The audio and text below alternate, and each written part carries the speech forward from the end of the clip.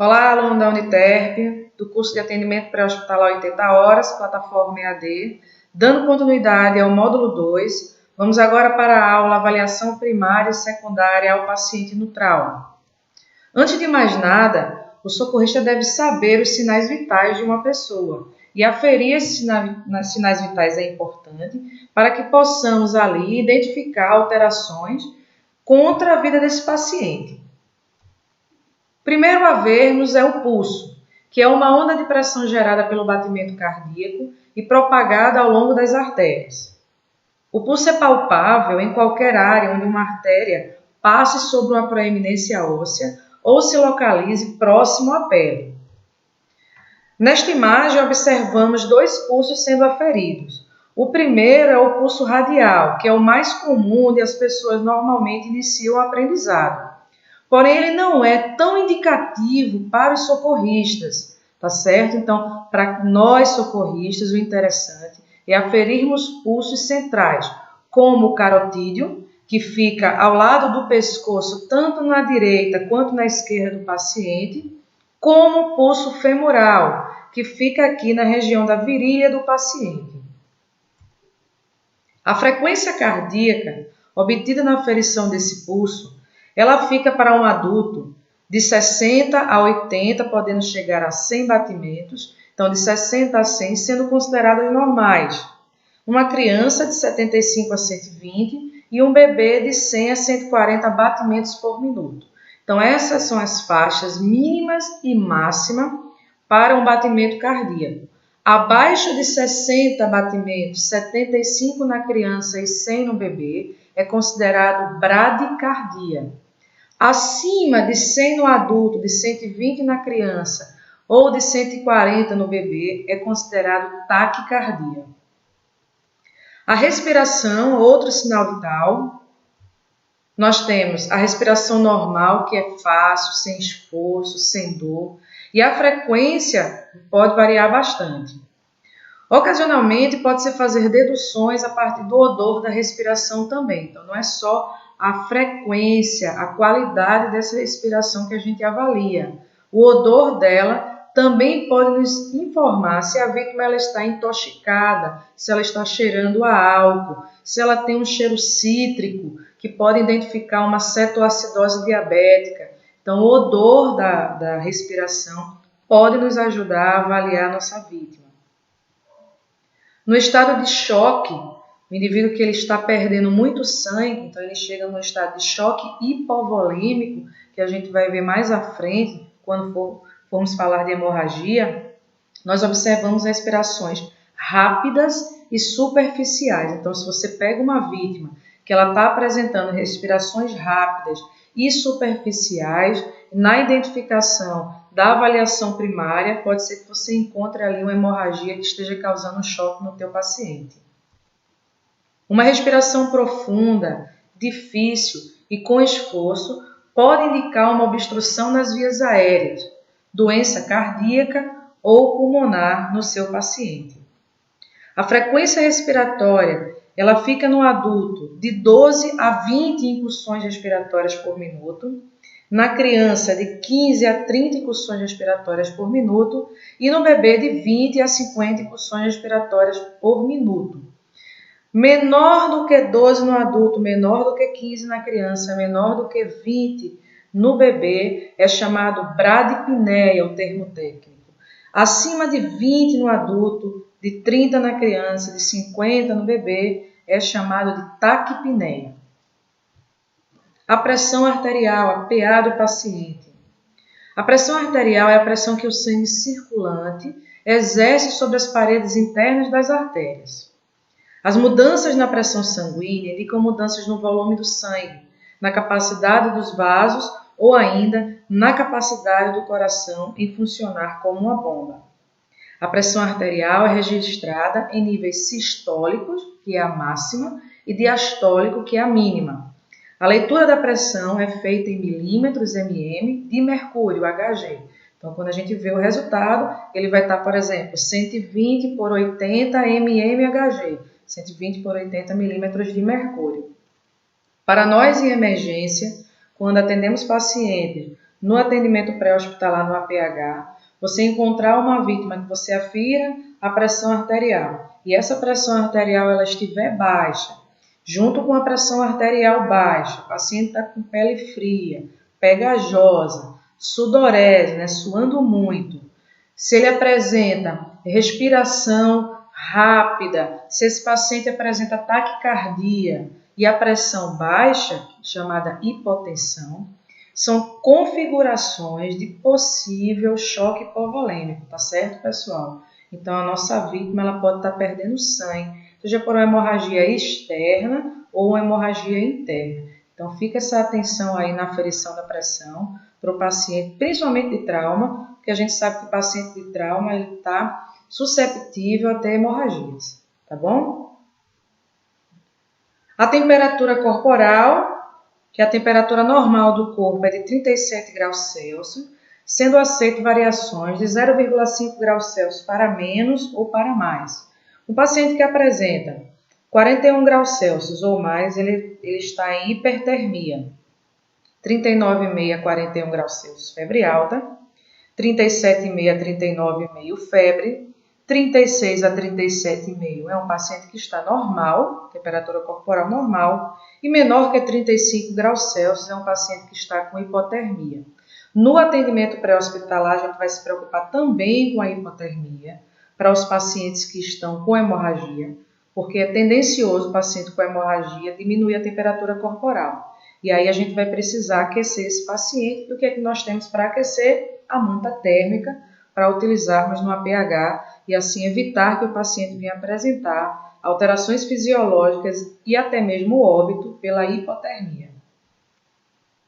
A pele, nós sabemos que é responsável em grande parte pela regulação desta temperatura corporal, irradiando calor através dos vasos sanguíneos subcutâneos e evaporando água sob forma de suor. Pois bem, então, sabendo um pouco sobre os sinais vitais que são importantes para a avaliação do paciente com a forma qualificadora, nós vamos passar então para a avaliação primária da vítima no trauma. A avaliação primária ela serve para a gente adotar condutas de suporte básico de vida, utilizar técnicas de desobstrução das vias aéreas, de ventilação artificial, controle de grandes sangramentos externos e a reanimação cardiopulmonar cerebral na vítima. Serve para estabilizar a coluna cervical e a abordagem da nossa vítima, sempre quando a gente vai abordar, devemos abordar ela sempre de frente para a vítima, ou seja, vamos abordar dos pés para a cabeça até a chegada do socorrista 1, que vai ficar na posição da cabeça do paciente, enquanto os demais socorristas vão estar na lateral para assim realizar as avaliações. Mas é sempre importante chegar para abordar dos pés para a cabeça, onde você já vai estar realizando uma avaliação geral da vítima aos seus olhos, rapidamente, para abordá-la mais eficazmente, mais na frente no atendimento primário e secundário. A posição adequada do socorrista, gente, é joelho no chão, tá? Então, o ideal é que vocês fiquem com os 4 apoios, os 2 joelhos, os 2 pés localizados ao solo, podendo ficar em determinados momentos de 3 apoios e nunca ficando de 2 apoios, tá bom? Se você ficar de 2 apoios, você está suscetível a alguém tocar em você e você cair por cima da vítima ou para o lado, para trás e acabar se machucando. A posição adequada para a sua vítima ficar é em decúbito dorsal, ela deitada de costas ao solo. Essa avaliação primária é dividida na sequência mnemônica, que é o ABCDE, criado nos Estados Unidos em 1977. Para vocês que querem aprofundar mais ainda o conhecimento sobre o atendimento a trauma, indico o PHTLS, tá bom, pessoal? Estamos na 8ª edição. Pois bem, o primeiro passo do ABCDE é a letra A de abertura de vias aéreas com controle da cervical. Nós vamos observar que um dos fatores que causa mais dificuldade respiratória nos nossos pacientes é uma via aérea não pérvia. Então, com manobras manuais de abertura de via aérea, a gente melhora a respiração desse paciente, a qualidade dessa respiração do paciente, melhorando seu estado clínico. E o controle da cervical é importante porque até que se prove o contrário, todo paciente atendido ao trauma é suspeito de ter um trauma raquimedular, que a gente vai ver mais na frente, TRM, na aula de traumas, tá bom? O passo B é a respiração. A existência, a qualidade, a frequência dessa respiração do paciente. Na letra C, nós vamos para a circulação, com controle de potenciais hemorragias que esse paciente vem a ter. Na letra D, avaliação do estado neurológico pela escala de coma de Glasgow, que a gente vai aprender daqui a pouquinho. E o E, a exposição da vítima. Então, expor a vítima, logicamente, com cuidado, tá bom? Porque nós vamos estar realizando atendimento pré-hospitalar na rua e essa exposição da vítima pode causar constrangimentos. Então, a gente deve tomar um breve cuidado nisso, para que a gente possa, mais à frente, fazer a avaliação secundária, que também já a gente vai ver. Pois bem, na avaliação primária, o passo A, como vimos, a abertura das vias aéreas, nós, nesse momento, ao abordarmos a vítima, nós vamos realizar uma técnica chamada VOZ, que significa ver, ouvir e sentir esta respiração. Observe que na imagem, o socorrista ele está segurando a cabeça da vítima na fronte, na testa, e está utilizando uma das mãos para realizar a abertura das vias aéreas, enquanto está visualizando o tórax e está aqui ouvindo e sentindo a respiração. Eu indico, quando vocês forem realizar essa manobra, tá, estarem utilizando os equipamentos de proteção individual, visto que você vai estar muito próximo da via aérea, da boca do paciente. Qualquer secreção que ele venha expelir, você vai estar protegido, ok? Lembra a biossegurança. Realizamos, então, a imobilização da cervical, né, nessa letra A.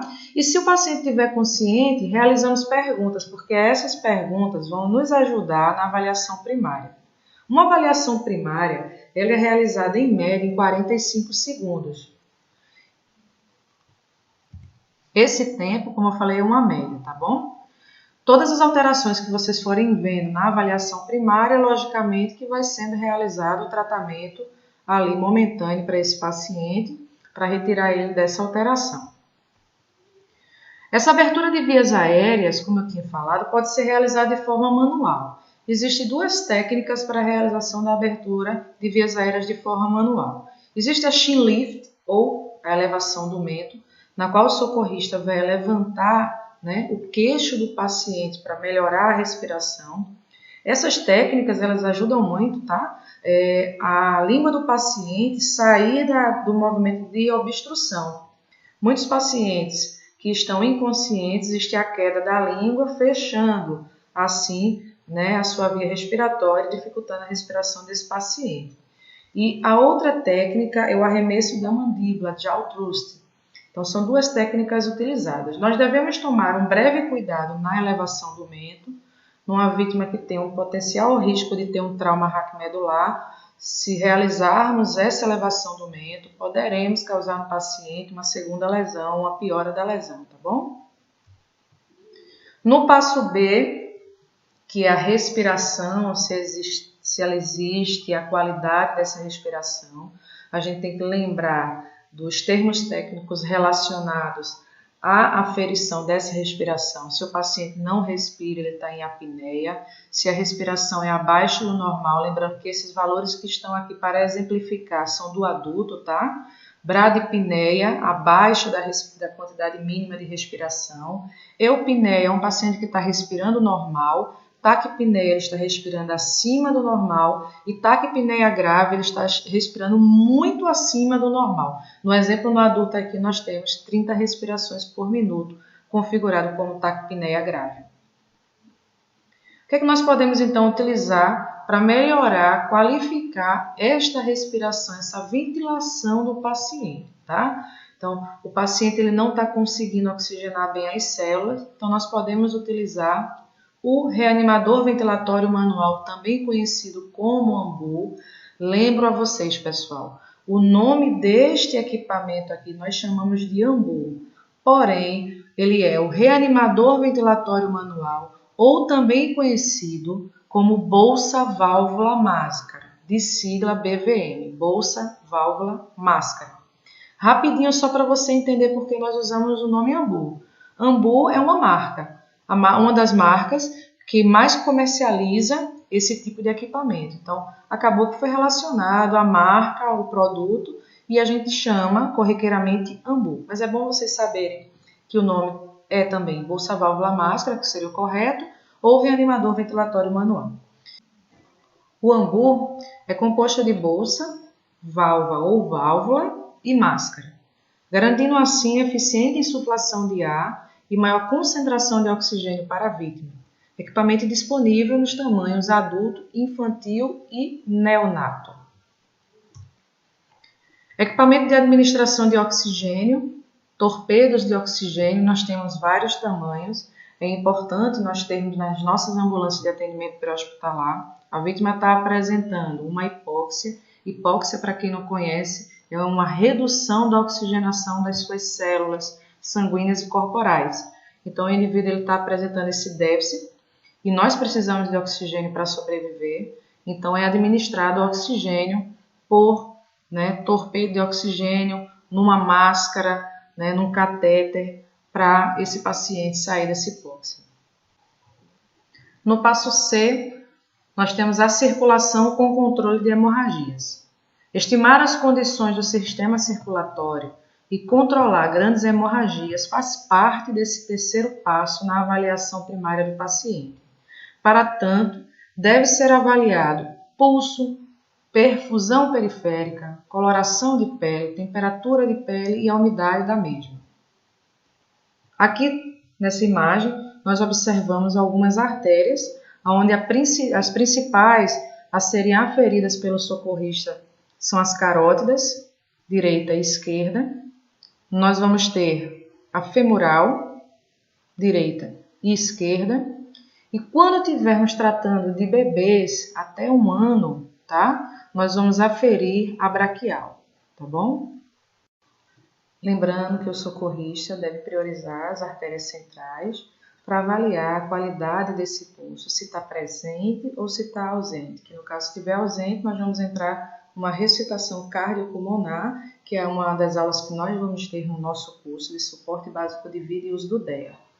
E também avaliar se esse pulso está rápido demais, um ataque cardíaco, está baixo demais, uma bradicardia. A perfusão periférica, que é avaliar através da técnica do enchimento capilar, é realizada fazendo-se uma pressão na base da unha ou nos lábios, de modo que a coloração passe de rosada para pálida. Então, você vai pegar e chegar no teu paciente, na base da unha dele, pressionar para que ele fique pálido e logo depois soltar. Se ao soltar, essa coloração ela volta ao normal, volta a ser rosada, em menos de 2 segundos, a perfusão do seu paciente está ótima, está normal. Se não, se ela passa de 2 segundos, ele está com a perfusão comprometida. Pode ser por uma má oxigenação ou por uma hemorragia que está comprometendo ali a perfusão do teu paciente. Nesse atendimento às vítimas, na letra C, nós também vamos focar muito a contenção das hemorragias. Então, encontrou a hemorragia externa no paciente, você vai realizar, pela sequência indicativa hoje, no PH-TLS, a seguinte sequência.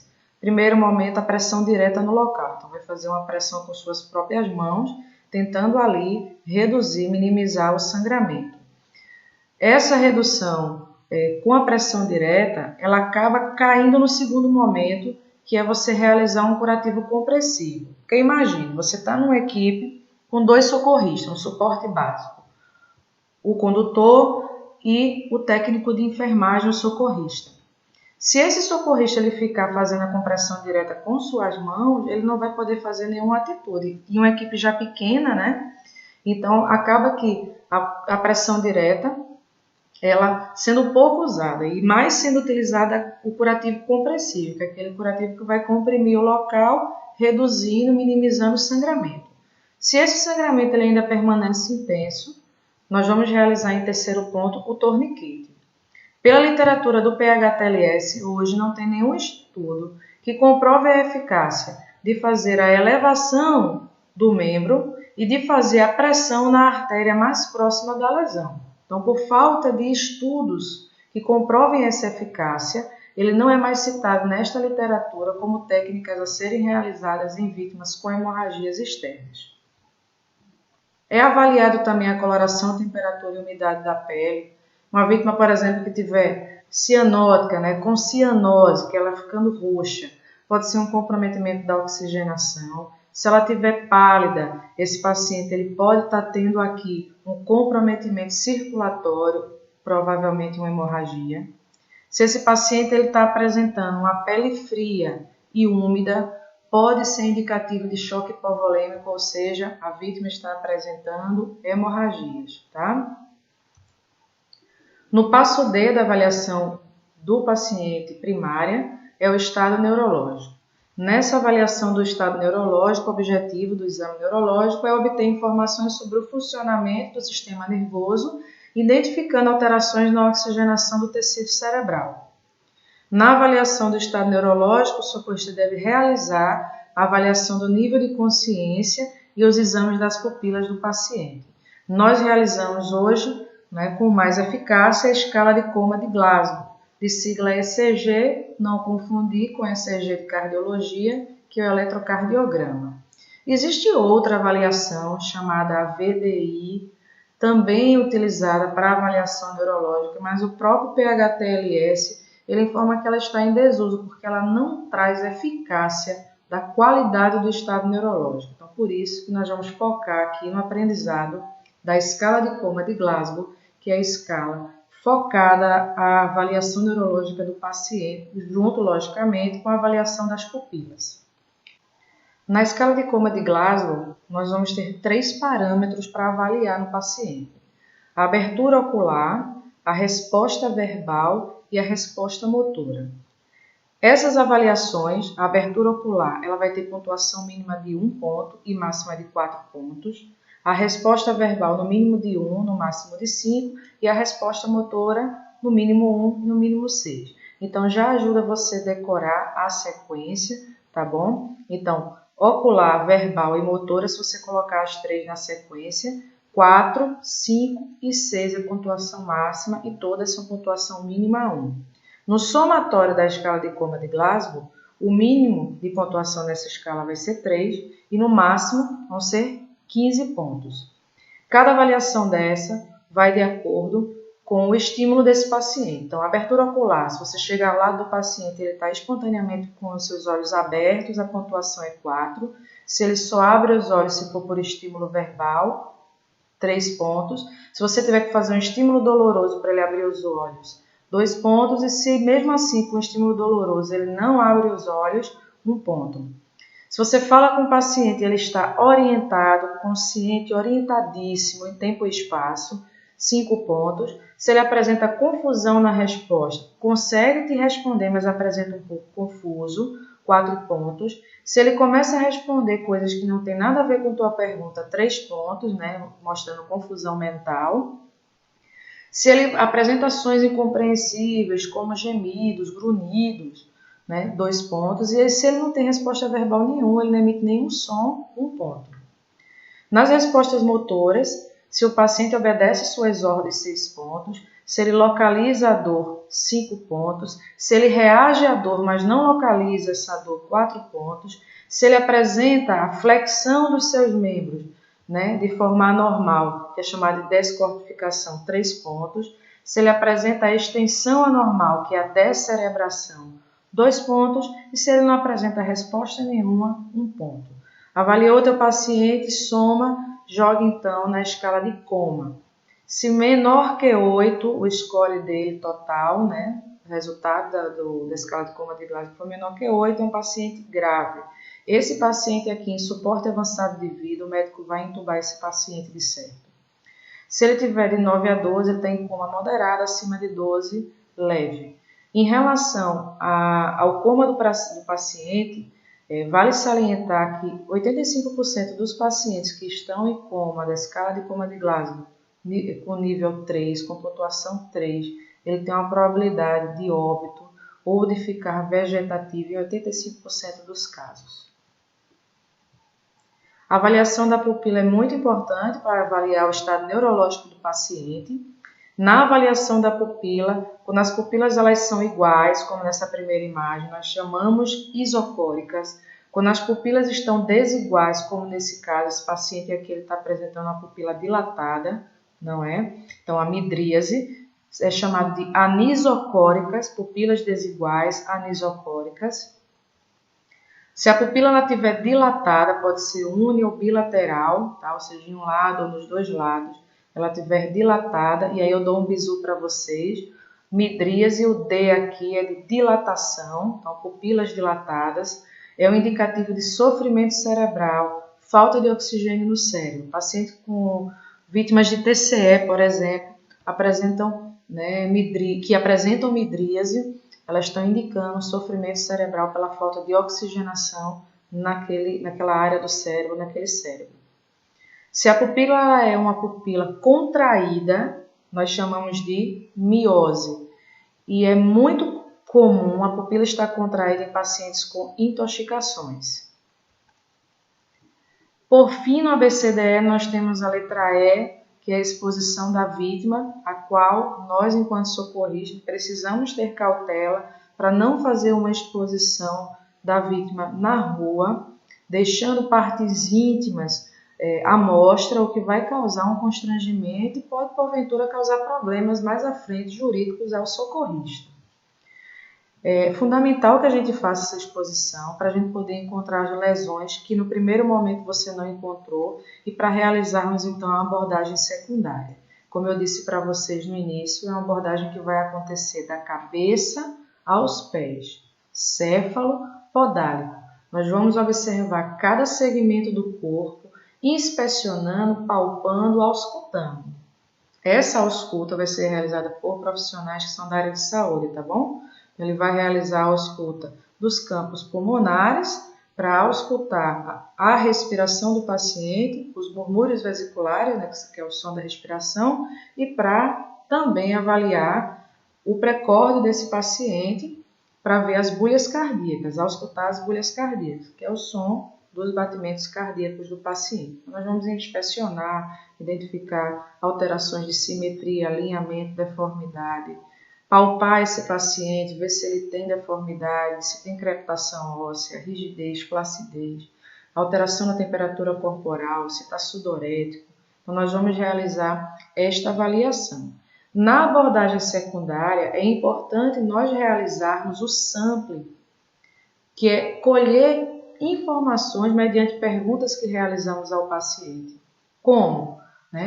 Esse sampling ele é uma sequência. O S significa avaliar os sintomas do teu paciente, perguntar se está sentindo o quê, aonde dói, o que ele está sentindo. O A são alergias, se esse paciente é alérgico, qual tipo de medicamento é alérgico, para colocar isso no relato que você vai fazer do teu paciente. M, medicamentos que ele toma, medicamentos que ele tomou. O P, o passado médico cirúrgico, se ele tem algum tipo de patologia, se já fez algum tipo de cirurgia, qual é o passado médico desse teu paciente. O L são os líquidos ou alimentos que esse paciente veio a consumir antes do acidente. Alguns pacientes podem precisar, quando chegar no hospital, levar a tua equipe de atendimento pré-hospitalar, ele precisa no hospital de fazer cirurgia, e então é importante saber de líquidos e alimentos, porque na hora que esse paciente for para anestesia, ele pode acabar broncoaspirando, essas secreções que estão no trato digestivo. E o E é o evento pré ou incidente. Esse paciente entrou em contato com algum produto químico, esse paciente ele estava em afogamento, tá? Então saber o evento para assim nós fecharmos a realização da avaliação secundária. Quando a gente faz a avaliação primária e secundária, pode parecer que isso vai ser algo muito demorado, mas não é. Imagine que você chega no teu paciente e já inicia com perguntas a ele. Socorrista 1 localizando na cabeça, socorrista 2 na lateral, 3 na lateral, e emite perguntas ao paciente. Se ele responde para você, você já vai conseguir fazer ali uma boa abordagem da avaliação primária desse paciente e da avaliação secundária. Porque quando você começa a perguntar dados do paciente, se ele está falando com você, então ele está respirando, o coração dele está batendo. Se ele te responde tudo certo, você já está vendo que o estado neurológico desse paciente, ao momento, está bom. Então, você está realizando de uma forma muito breve a avaliação primária e já iniciando colhendo dados da avaliação secundária. A gente tem que entender que a gente pode pegar essas avaliações e realizar ela no momento que a gente inicia o atendimento do paciente em conjunto.